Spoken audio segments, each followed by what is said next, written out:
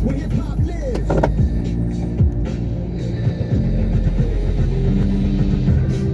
And as far as I can see, I just need privacy.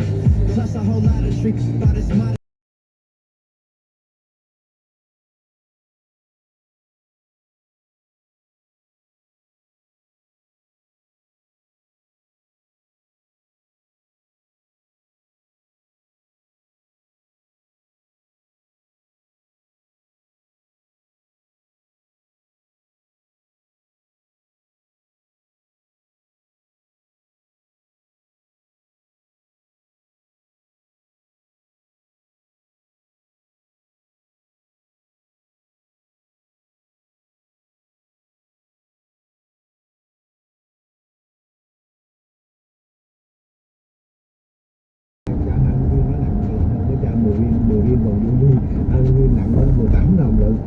Super prices on a super selection of over 5,000 new Hondas available, and every new like my mother. Entenderlos más, mirarlos desde el corazón, poner las cosas en las manos de Jesús y definitivamente me mantiene en una fuerte relación con Cristo. Sí, Vicky, toda la razón, contigo al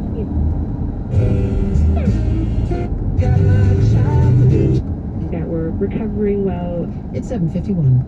KPCC supporters include California State University Northridge and the Center for Southern California Studies, presenting the annual Envisioning California Lecture, April 28th in the CSUN Campus Little Theater. This year's lecture, The Year of the Angry Voter, examines the unprecedented nature of the 2016 election. The panel discussion will assess the current political landscape and aim to predict what's next. The event and following reception are open to the public. Information and reservations at csun.edu/CSCS. What it means to hold a job in America changed last night. This morning, a look at the meaning of the car service Uber from 3 different perspectives.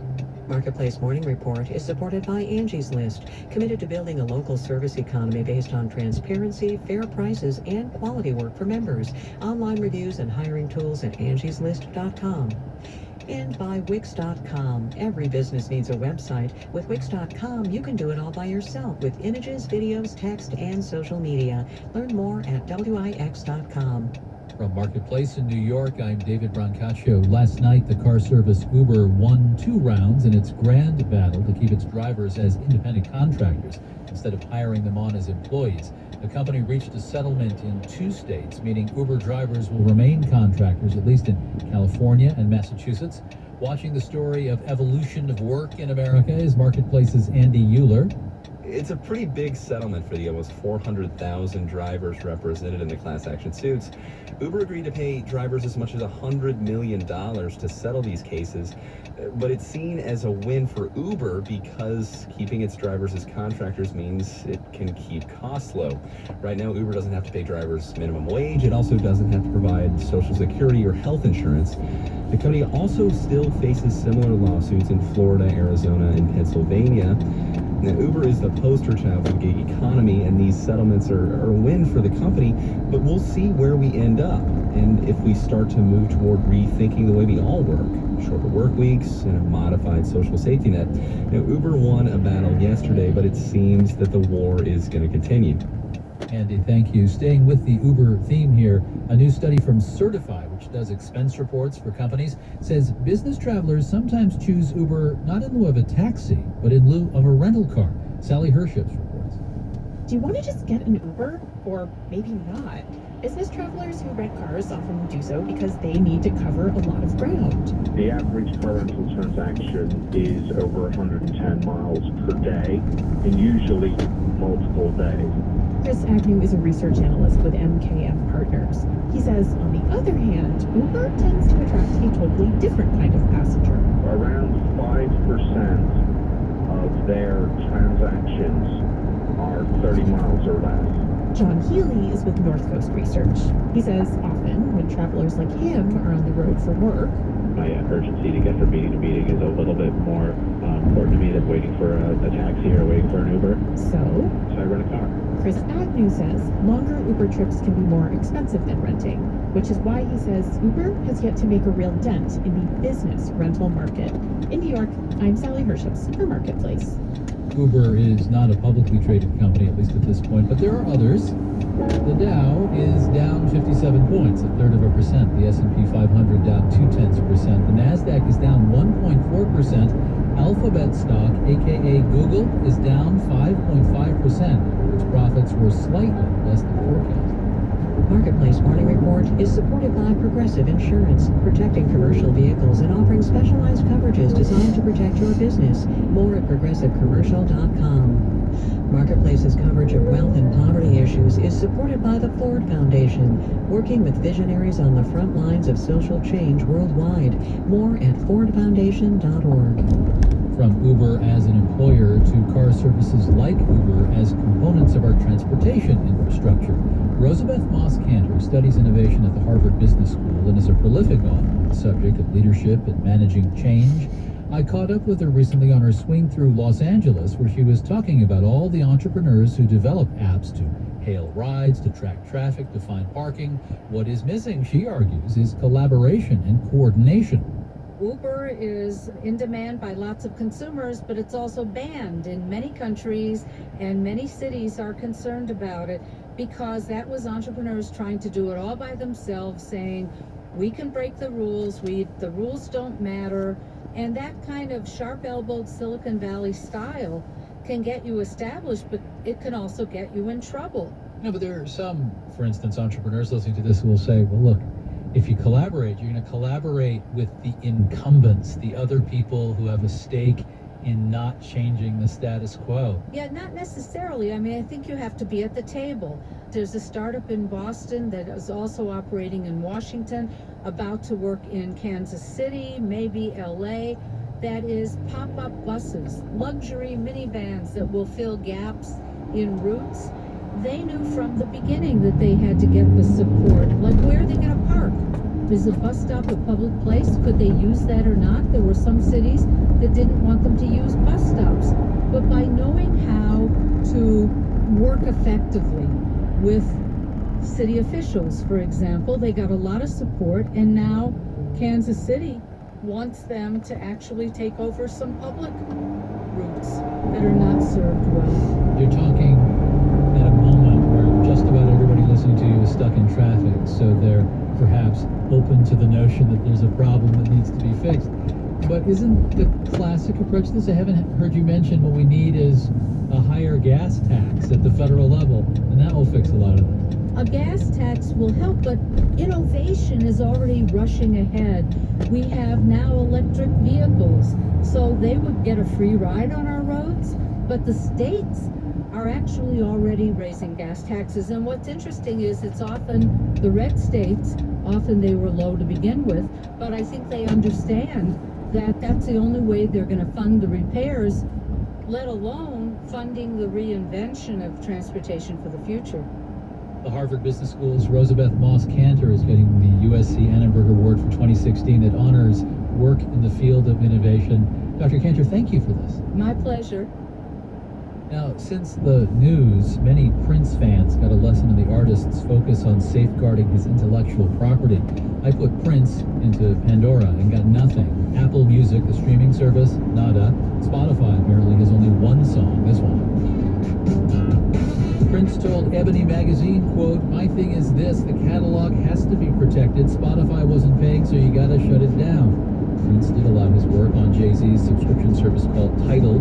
Now, there is an alternative, paying directly for Prince's music through Amazon, iTunes, or buying a circular piece of plastic known as a CD.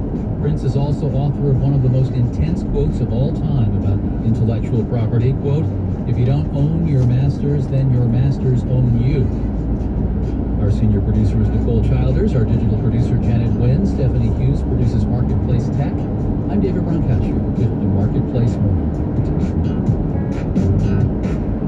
From APM, American Public Media. Today's legislative deadline has spurred plenty of action this week at the state capitol. Ben Bradford in Sacramento reports hundreds of bills took early steps toward becoming law, and some didn't. It was the last week for bills that would cost the state money to pass out of their initial committees, so lawmakers were running from room to room. Assembly Labor Committee Chair Roger Hernandez had to call for a break Wednesday when he had no one to pass his gavel to. I have to go testify, and I can't and I don't have the ability to pass it on. The bills to seek voter approval for the controversial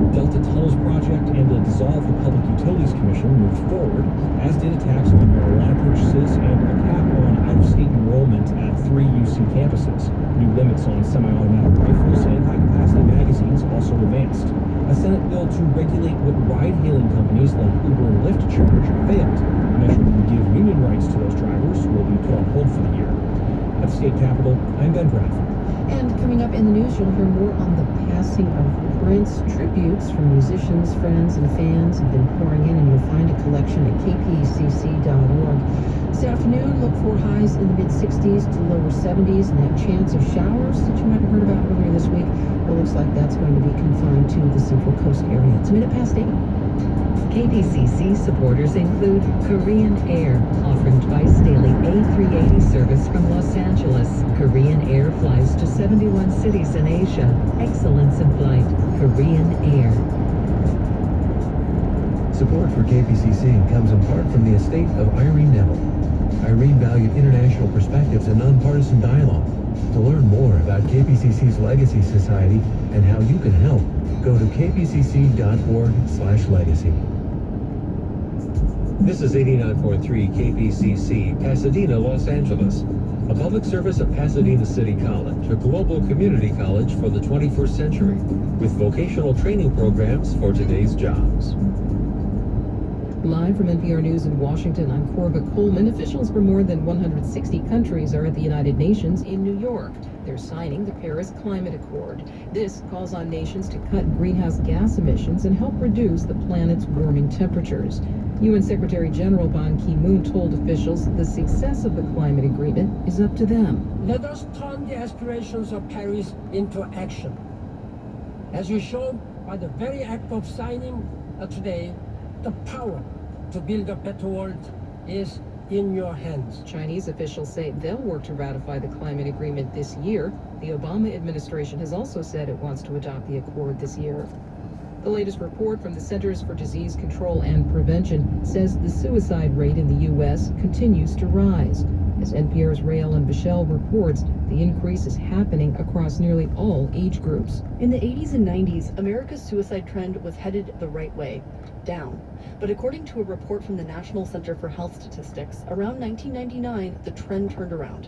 While other causes of death have decreased, over the last 15 years, suicide rates have climbed up and up.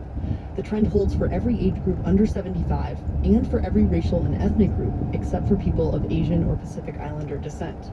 Researchers say some of the driving forces could include economic stagnation, drug overdoses, lack of health insurance, and undertreatment of mental illness and depression. The sharpest increase in suicide rates happened among girls aged 10 to 14 and among women of American Indian or Alaska Native descent. Rael Bichelle, NPR News. After just 6 months in business, Apple has shut down its iTunes store in China.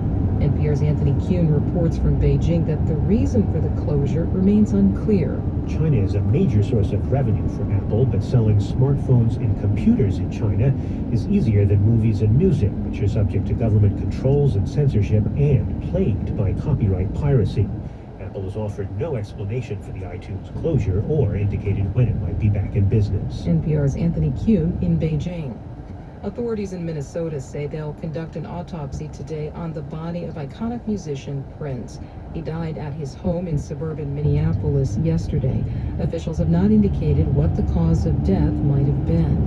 There have been tributes to Prince around the country, including at the Apollo Theater in New York City. Fan Gail Hatton is grieving. I liked his music. I liked when he performed. He used to give a show. Very much of a show and whatnot. He's going to be very missed. Los Angeles City Hall was bathed in purple yesterday in honor of Prince. So was the Superdome in New Orleans. On Wall Street at this hour, the Dow Jones Industrials are down 56 points at 17,926. The Nasdaq is down 68. You're listening to NPR. Support for NPR comes from NPR stations. Other contributors include Performance Bicycle, with group rides every Saturday morning at all stores nationwide, where cyclists of all experience levels can meet new people and ride together. Details, store locations, and online store at performancebike.com. It's 8:04. This is 89.3 KPCC. Good morning, I'm Suzanne Watley. There is trouble in the LA County Coroner's Office. A new grand jury report says it is badly understaffed, and this has led to a backlog in toxicology and other testing.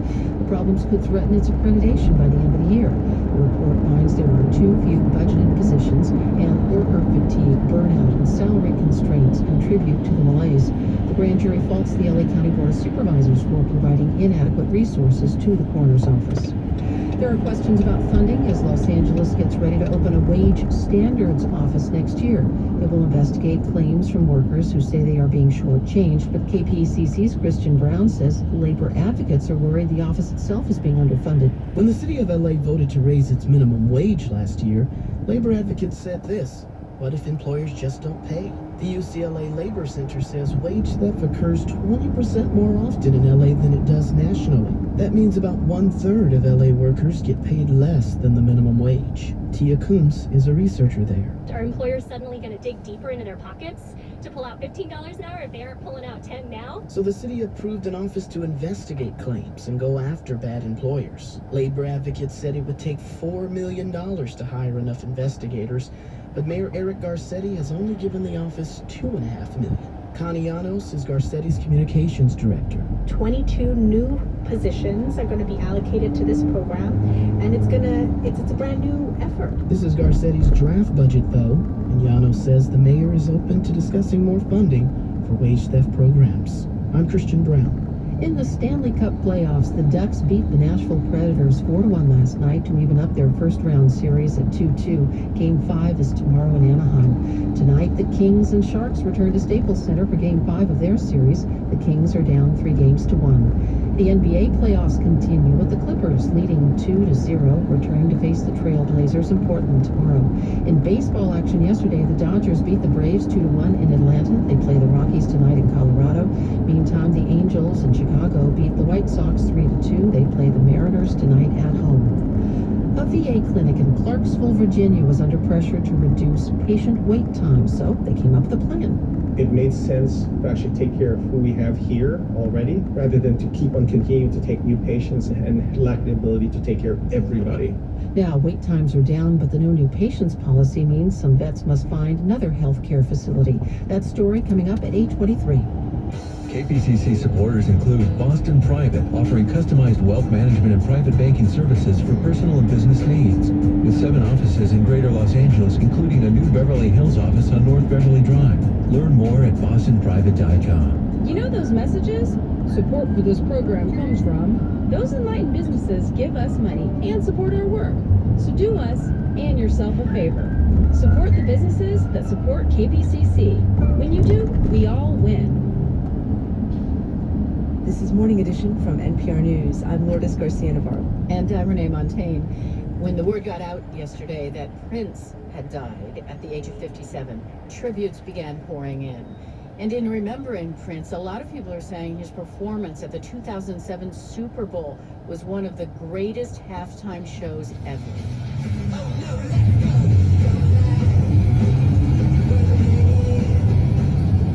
And we have in a studio this morning NPR TV critic Eric Deggans joining us to talk about Prince. Good morning. Hi. And we just heard that little small bit from Prince's Super Bowl performance. Talk to us about why that was so important. Well, he's performing in the rain. He's nailing these complex dance steps. He's doing great singing. He's burning on the guitar in a downpour, and he made it look so easy. I mean, that was his trademark. It was the product of this tireless work ethic that he had, this boundless talent that he had, and these amazing songs that all came together. Well, you know, unlike a lot of rock stars, Prince did not do many in-depth television interviews or appearances. Why did he keep away from the Hollywood spotlight? Well, he had this mystique that he liked to preserve about himself, particularly early in his career. Like when he was on Arsenio Hall's first late night talk show many years ago, he even bolted from the stage after he finished playing one song because it looked like Arsenio was going to try and grab his arm and ask him a question, you know. And I think one reason the movie Purple Rain was such a big deal for Prince fans is that it was this semi-autobiographical story that gave you some kind of insight into his life, his personal history, and his band. But he did did deliver some amazing performances on TV. He was on Arsenio's talk shows. He did some great stuff on Saturday Night Live. And there was this moment during the Rock and Roll Hall of Fame tribute to George Harrison where he upstaged Tom Petty, Stevie Winwood, Jeff Lynne, all these great rock artists with this burning guitar solo on the song While My Guitar Gently Weeps. I think we've got a clip of that.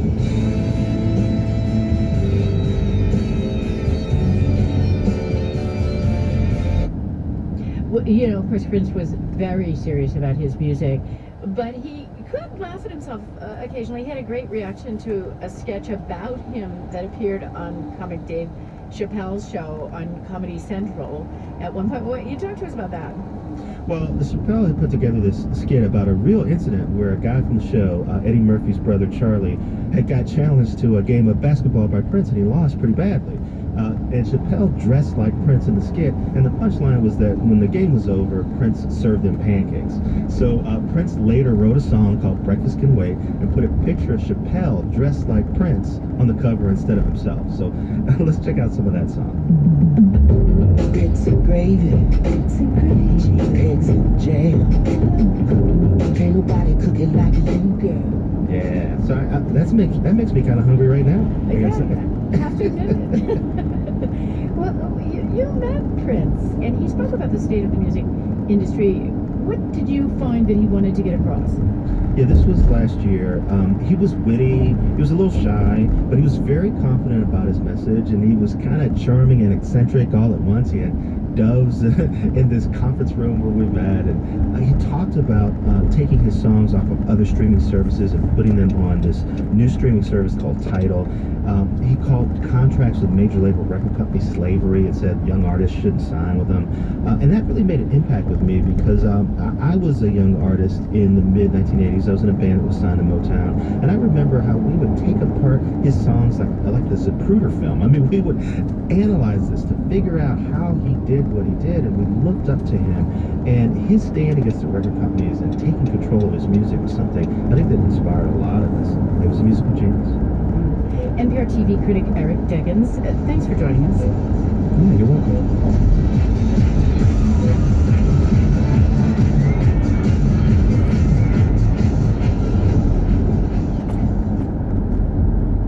Freddie Gray died a year ago this week after suffering injuries when he was arrested by Baltimore police officers. The city exploded in riots and protests over allegations of the excessive use of force. In the aftermath, the mayor hired a new police chief, Kevin Davis, to reform the police department. We reached him in Baltimore to talk about how it's going. Police Chief Davis, thank you so much for joining us.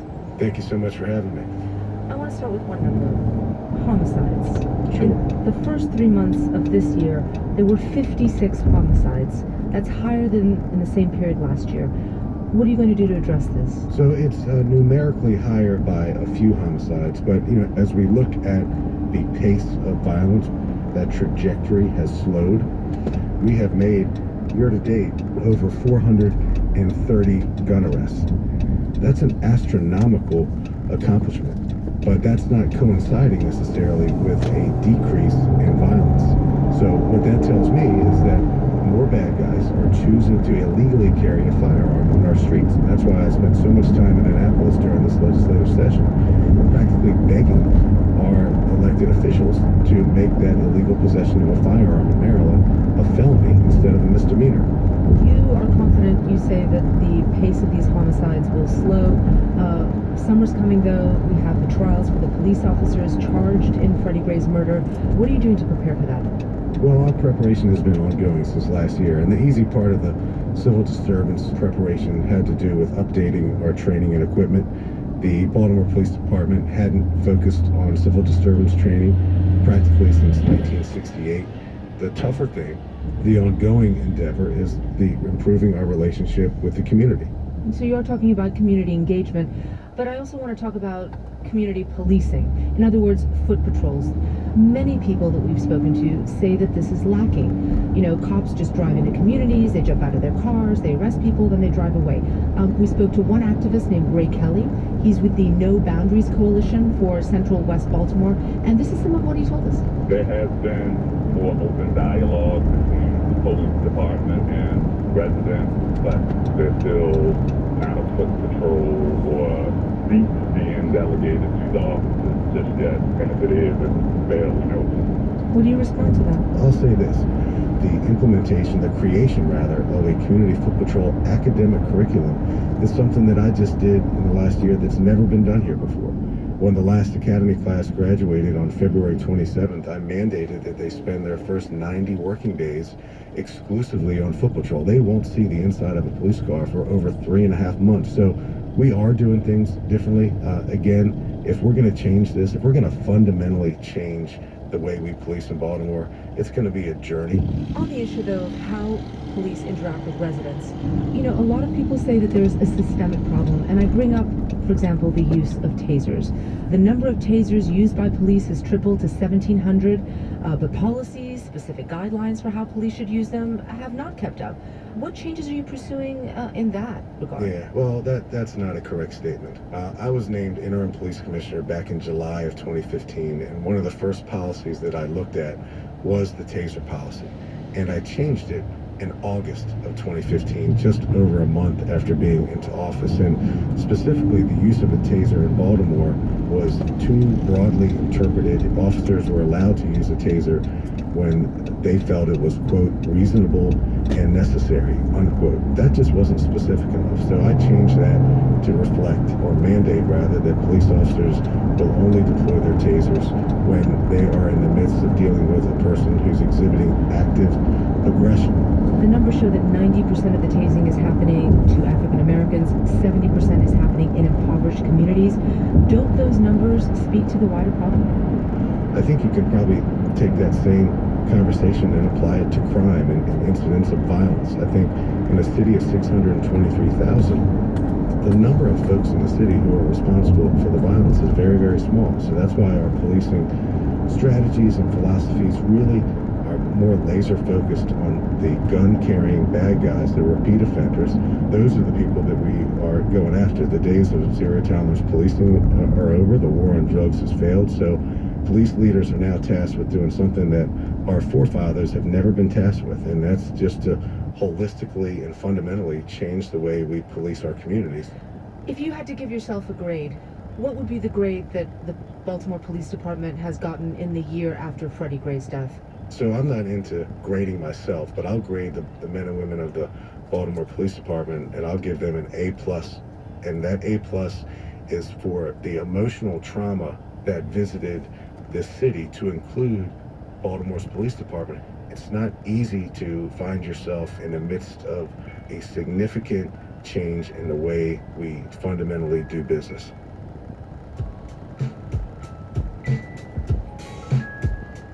Sanitarios, eventos de iglesias y demás, pero si This is Prince. And here's Michael, and then Michael Jackson. So you can't play a Prince or Michael Jackson song and not do that while you're playing it and really getting into the groove. Yeah. You know, Listen, when you have children like now, birth now, coming and mimicking them, it's just like the callers are saying, the music is timeless, and so that says a lot about the spirit of the men in the art. You know, let's take some more calls. 818-985-5735. Lisa Camarillo, welcome. Project Garage. Line 1. Hello. Hi, you're on. Hi, thanks for taking my call. I kind of just want to play off of what the gentleman before my call saying that, you know, unfortunately we find out so many amazing, wonderful things about these lovely people that, you know, I know. I'm already there, so go on, let it out. Get your tissue.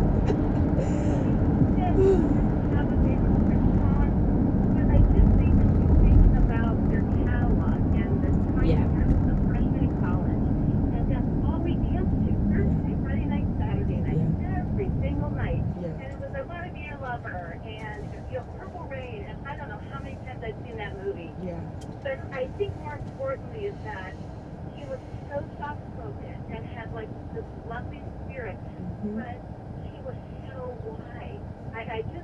I watched so much of CNN yesterday, and so many people were saying how hard he was and how he didn't want people to know what he was doing. But I'm so glad that people are kind of dropping that wall and letting all of us know that he was just this brilliant, I mean, talent that was really just so wise.